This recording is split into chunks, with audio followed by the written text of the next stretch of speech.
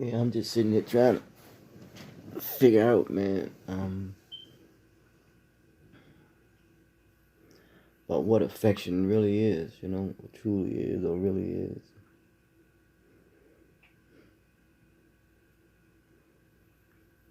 Um, Maybe it's a thing that which I am going through,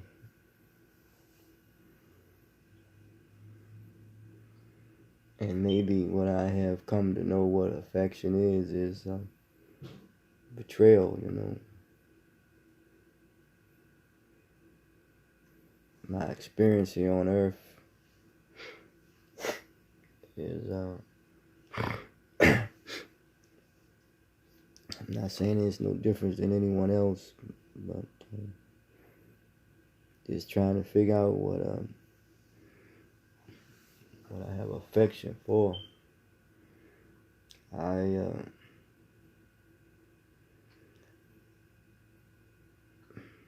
mean, you can go through relationships with people, women, and as a male, as the term is given, and you can have develop a relationship, or different types of a relationship with a man, um, that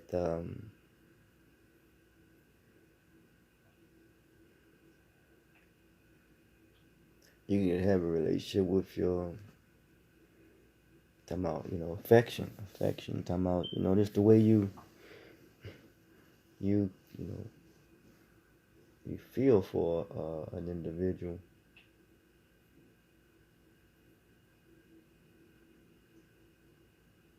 These human emotions,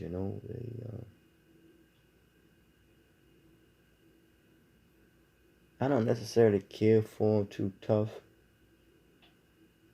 cause I don't understand I don't know what I want to use, the consistent genuineness of it. You know,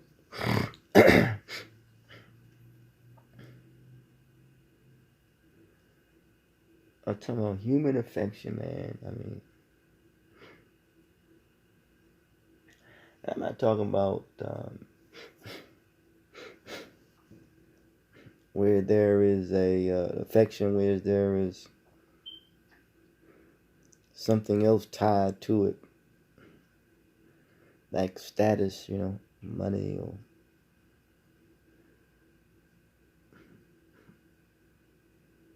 and even in my interactions or engagement,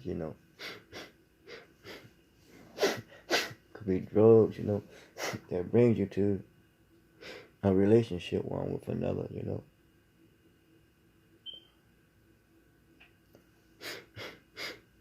The affection is only temporary, or that which they have affection for brings them to you, then you and the other party you all develop some type of temporary affection vicariously, maybe, possibly through something else that brings one together. And after uh, the sexual action is over, then that's it. And you go and give of each other's body to someone else.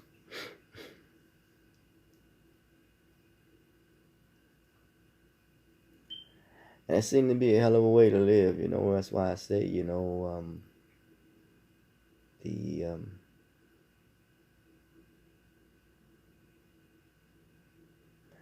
to be an impoverished soul.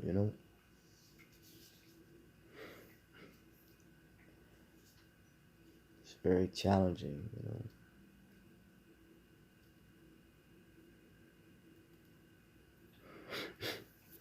Not to mention when you look at some of the things on those who look at TV, television, the shows are very seductive and violence, and so forth, and seem to have affection for that.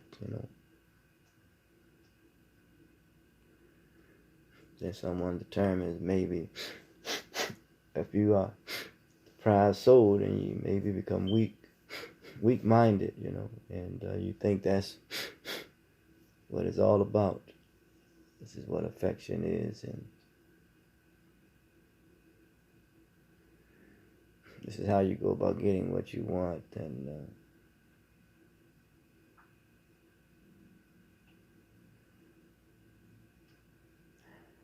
what does it mean to be,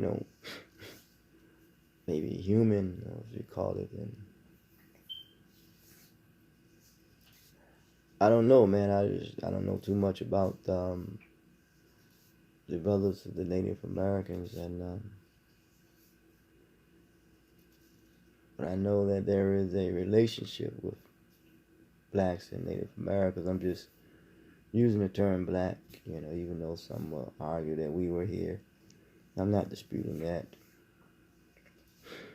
The relationships of Native Americans and whites and Native Americans and blacks here in America. I mean, for the most part, the influence of the whites and their way of their nature, their way of interacting with themselves and with others, and the affection that they have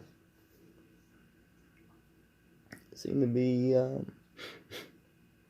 infectious, infectious. Yeah. You could tell the psychology of one's mentality by what he or she produces,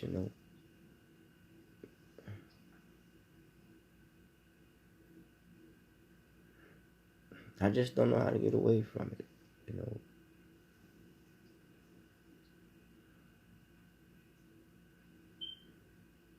Some have taken up a religion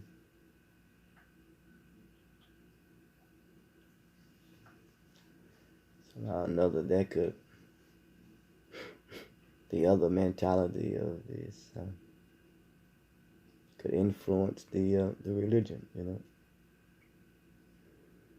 behavior of the people, they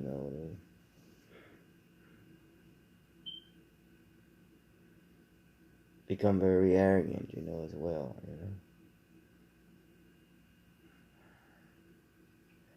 and how they become influenced about what is when it comes to love and affection, human affection.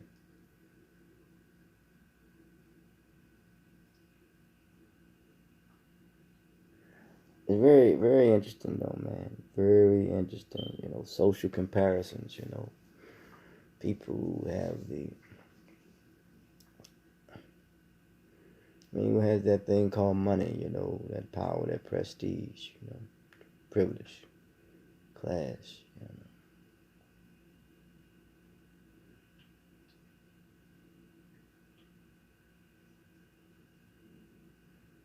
I mean, is they soul impoverished?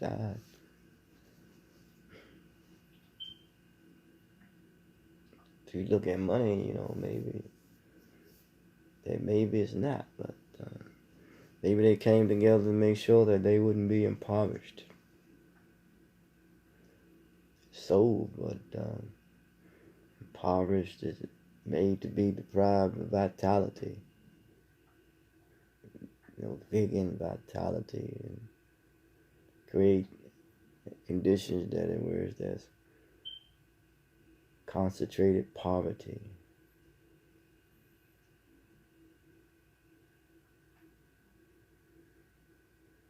Or maybe those who control the means of activity concentrate their efforts is on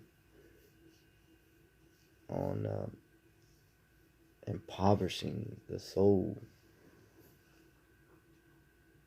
making the soul of others impoverished, you know. How can people be affluently poor, you know?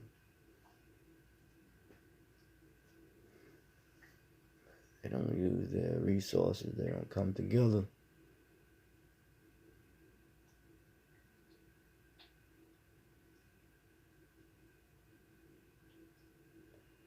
Very challenging, man. Very interesting, man, to deal with this human affection, you know.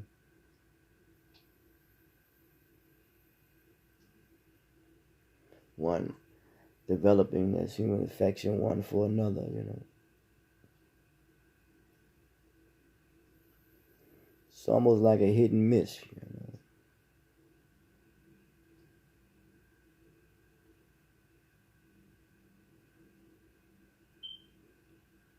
I mean, in order to make a person feel a certain way, you have to depersonalize that person, you know. You have to see him as a thing, you know.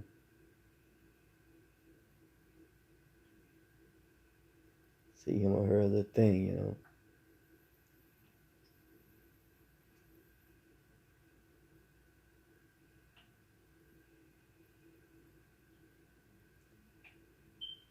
Yeah, man, it's just something, man.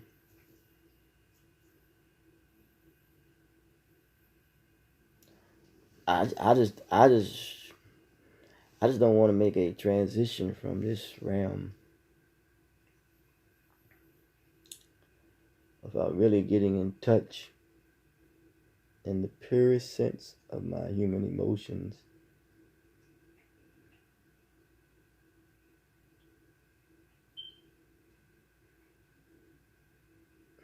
and being able to, if it's to be, and to assist others as well.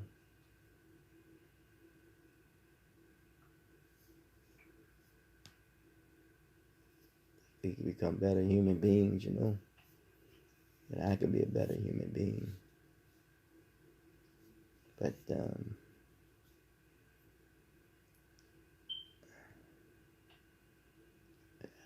how do you do that? You know, you give so much of yourself. There's always someone trying to sap something from you, sap something out of you, take something from you, and maybe they're taking your human emotions. You know, you look at certain people how you grow up. You grow up being very possibly kind and gentle, and then all of a sudden you get a little money, a little prestige, then you change. Yeah, you become what is marketable. You know, what is marketable for the in the public's eyes, you know, that which is popular.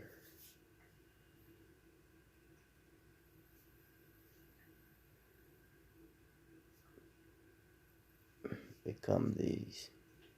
It don't mean that's you, but you know, is what it's become marketable. You know, it's popular, and you wind up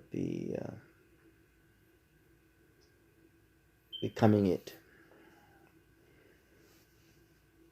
that which you are not.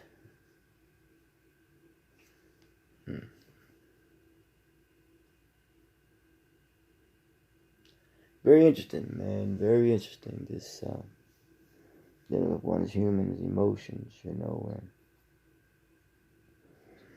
affection, genuine affection.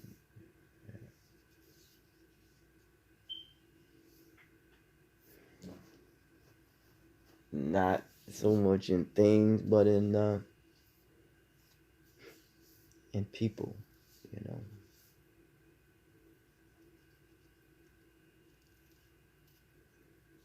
Says that the source of all conflict is attachment, you know.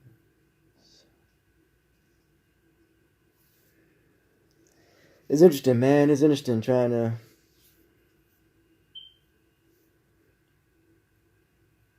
tap into my own, in the purest sense of my own human emotions,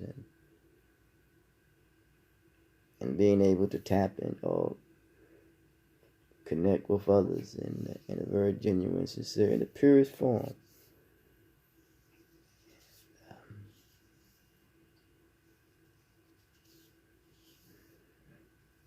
Maybe it's not for us to get attached to this world, but to get in touch with our human emotions.